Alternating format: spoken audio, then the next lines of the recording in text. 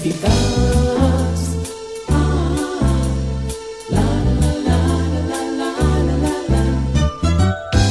Bienvenido y bienvenida a esta presentación del Instituto Bíblico del Aire. Nuestro estudio en el Evangelio de Juan continúa hoy en el capítulo 6, donde se nos relata el milagro de la alimentación de una gran multitud. Este milagro nos da importantes enseñanzas sobre el servicio y el ministerio que todo creyente en Dios debe considerar. Abra su corazón a la voz de Dios y escuche con atención lo que Alberto Valle tiene para nosotros en la presentación de la clase de hoy.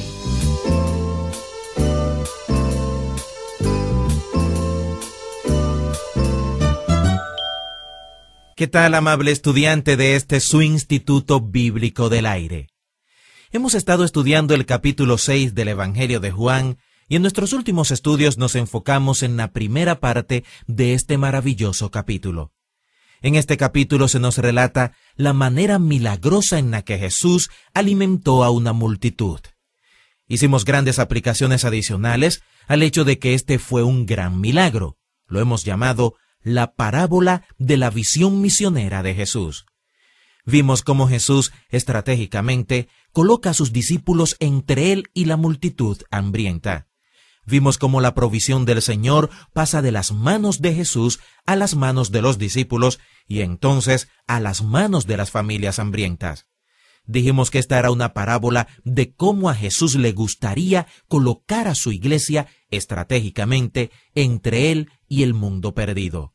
A él le gustaría pasar su provisión para los hambrientos y sedientos de este mundo a través de las manos de su iglesia, a través de agentes humanos como los creyentes.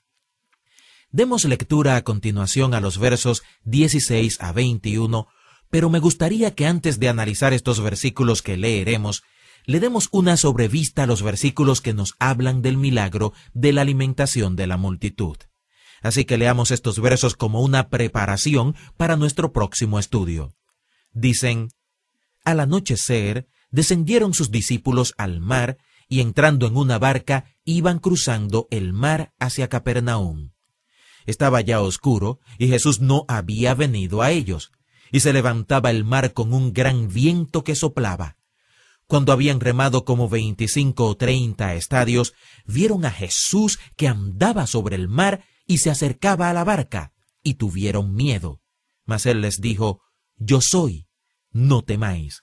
Ellos entonces con gusto le recibieron en la barca, la cual llegó enseguida a la tierra donde iban. Esta es la historia que continúa luego del milagro de los panes y los peces. Pero como hemos dicho, veamos primero algunos aspectos importantes de lo que dijimos en nuestro estudio anterior, es la aplicación que se desprende de este milagro de los panes y los peces. ¿Qué está usted intentando hacer? Esa es una pregunta de suma importancia para un seguidor de Cristo. Como pastor, como evangelista, como líder de la iglesia, es tan importante saber qué estamos intentando hacer. Creo que lo que todo servidor del Señor debe dar como respuesta a esa pregunta es que está tratando de implementar la gran comisión. Debemos tratar de evangelizar al mundo y debemos obedecer la gran comisión. La segunda pregunta que todo líder debe hacerse y debe estar preparado para responder es: ¿cuáles son sus objetivos? A la luz de una clara y definida misión o propósito, ¿cuáles son sus objetivos? Y la tercera pregunta sería: ¿cuáles son sus oportunidades? ¿Cuáles son las oportunidades que usted tiene para alcanzar sus objetivos y alcanzar su meta? Luego, la cuarta pregunta sería: ¿cuál es su estrategia o plan para aplicar sus recursos a sus oportunidades y alcanzar sus objetivos y entonces alcanzar su propósito o su misión? Nadie tenía tan clara la respuesta a estas preguntas como nuestro Señor Jesucristo. Él sabía lo que estaba tratando de hacer. Él estaba tratando de salvar al mundo entero. A la luz de su clara y definida misión o visión, él sabía precisamente cuáles eran sus objetivos. Él siempre tuvo objetivos subordinados que debían ser interpretados a la luz de sus objetivos finales. Al principio de los evangelios, su objetivo es reclutar discípulos y luego de sus discípulos reclutar apóstoles.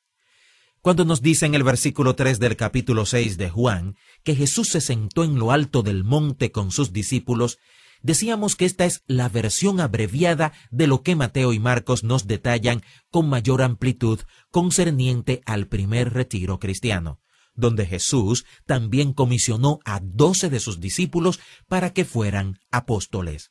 Es Mateo quien nos da más detalles sobre esto en lo que llamamos el Sermón del Monte. Pero en realidad esto fue un retiro de reclutamiento que Jesús hizo al principio de su ministerio. Reclutar discípulos fue uno de los objetivos subordinados de este retiro. Él llamó allí a la gente que posteriormente sería colocada entre él y la multitud perdida. Ellos serían los agentes humanos de su misión para todo el mundo. ¿Cuáles fueron las oportunidades de Jesús? Un granjero decía: cuando me levanto en la mañana, no tengo que ir al trabajo. Estoy rodeado por el trabajo. Jesús siempre estuvo rodeado de sus oportunidades. Esas multitudes de gente patética con todo tipo de problemas fueron sus oportunidades. Lo que vemos cuando decimos que este milagro de los panes y los peces es una parábola de la visión misionera de Jesús es que estos apóstoles fueron llamados de entre los discípulos para ser los recursos de Cristo. Él constantemente trataba de aplicar los recursos que tenía en los 12 a las oportunidades que se presentaban, como la de aquella gente necesitada y hambrienta. De esa manera, él quiso llevar a cabo sus objetivos y cumplir con su misión. Vimos eso cuando estratégicamente él colocó a sus discípulos entre sí mismo y la gente hambrienta y pasó su provisión a la multitud a través de sus discípulos. Usted ve esto ilustrado en la enseñanza y estrategia aplicada de Jesús constantemente. En el último retiro cristiano, al final de su ministerio, Jesús nos habla de la vid y los pámpanos o las ramas. Él nos dice que nuestra relación con Él es como la de una vid y sus ramas. Cuando el Padre, que es el jardinero, encuentra en Él, que es la vid, una rama fructífera, el Padre la limpia para que sea más fructífera. De la misma manera que las ramas tienen que estar alineadas con el árbol de tal manera que reciban la savia de la vida desde el tronco, asimismo ustedes deben estar alineados conmigo, en unión conmigo, en compañerismo conmigo, de manera que reciban de mí el poder espiritual para ser fructíferos. ¿No le parece esta una maravillosa metáfora aquí en Juan 15? Observe que el fruto no crece en el tronco. De acuerdo a esta metáfora, Jesús es la vid que está buscando ramas. Si la rama quiere dar fruto, debe estar pegada, unida al tronco. Pero también, si el tronco quiere tener frutos, debe tener ramas. Eso nos ilustra algo muy interesante. Es posible que si hubiéramos sido nosotros y no Dios quien tomara esta decisión, no lo hubiéramos hecho así. Es como si Cristo nos dijera con esa metáfora: sin mí, ustedes no pueden hacer nada, pero sin ustedes yo no voy a hacer nada. Dios pudo haber producido los frutos de su reino de la manera que hubiera querido, pero Él escogió producir fruto por medio de agentes humanos. Sin esos agentes humanos, Él ha decidido no hacer lo que quiere hacer. Él ha decidido no hacer nada sino a través de los pámpanos de la vid. Hemos dicho que Jesús pudo haber hecho que lloviera maná del cielo en aquel monte, pero Él no lo hizo así. Él quiso usar el pequeño almuerzo de un niño. Él pasó ese pequeño almuerzo de sus manos a las manos de los discípulos y entonces a las manos de las familias hambrientas.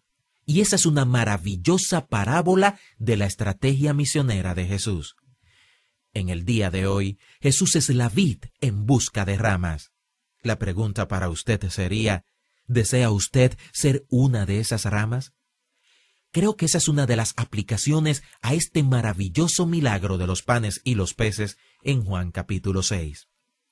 Durante la Segunda Guerra Mundial, una catedral fue bombardeada y casi demolida. Luego que la guerra terminó, intentaron restaurar la catedral y lograron hacer un buen trabajo. En el fondo del patio de la catedral había una estatua que representaba a Jesucristo. Lograron restaurar una buena parte de la estatua con el mismo material con que había sido hecha, pero no pudieron conseguir todas las piezas para restaurar las manos de la estatua. En lugar de buscar a un escultor para que restaurara completamente la pieza, decidieron dejarla así y colocaron una tarja de bronce en la base que decía: «Él no tiene otras manos sino las nuestras». Me parece una ilustración muy elocuente de lo que nos enseña a partir de este milagro en la historia de la alimentación de los 5,000. Nuevamente el tiempo se nos termina, pero quisiera dejarlo con este reto. Si usted es nacido de nuevo, ¿puede usted entender qué es las manos de Cristo? Él ha decidido hacer lo que Él quiere hacer a través de pámpanos como usted y como yo. Él va donde los pies suyos le lleven. Él hace lo que sus manos quieren hacer. Colectivamente, como pámpanos de Cristo, nosotros, la Iglesia, no podemos hacer nada sin Él. Pero en Él, en una relación vital con Él, podemos hacer todo lo que Él nos llame a hacer. La consigna es: sin mí, nada pueden hacer, y sin ustedes, yo no voy a hacer nada. Creo que Dios ha puesto esto de esta manera porque Él sabe que la experiencia de ser las manos y los pies de Jesús le da sentido y definición, propósito a nuestras vidas.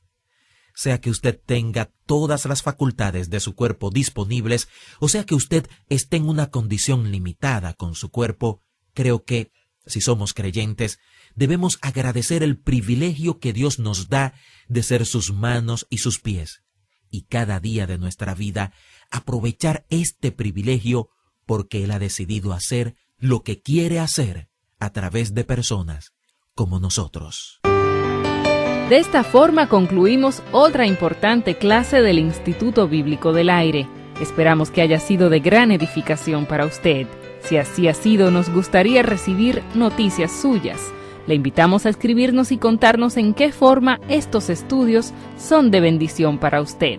No olvide solicitar los materiales que acompañan esta serie de estudios que recibirá completamente gratis a vuelta de correos. Esta es la dirección: Instituto Bíblico del Aire, P.O. Box 2805, Miami, Florida 33265, Estados Unidos, o al correo electrónico iba@transmundial.org.